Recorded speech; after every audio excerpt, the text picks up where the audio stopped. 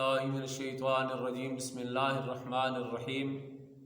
خالق کائنات جل جلالہ نے قرآن کریم فرقان حمید میں ارشاد فرمایا ان اللہ بے شک اللہ یرزق من یشاء بہترین رزق دینے والا ہے، من یشاء بغیر حساب۔ احباب توجہ فرمائیے گا، آج کل ہمارا معاملہ یہ بن چکا کہ صبح سے لے کر شام تک رزق تلاش کرنا ہے، رزق دینے والے کو بھولے بیٹھے ہیں۔ احباب ہمارا معاملہ یہ ہے، ہم سود کے کاروبار سے کوٹھی بنگلے بنا لیتے ہیں، اوپر لکھ دیتے ہیں ھذا من فضل ربی، یہ کوٹھی بنگلہ میرے رب کا فضل ہے۔ احباب سودی معاملات کے اندر رب کا فضل شامل نہیں ہوتا۔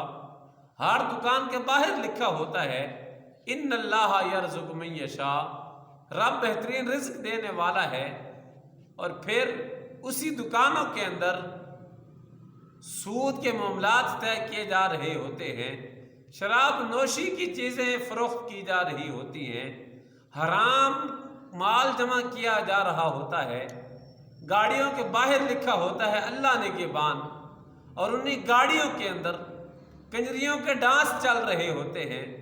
احباب ہمارا معاشرہ اتنا خراب ہو چکا کہ ہر شخص کو اپنی اصلاح کی ضرورت ہے، اور ہمارا معاملہ یہ ہے کہ ہم ہر دوسرے شخص میں عیب تلاش کر لیتے ہیں۔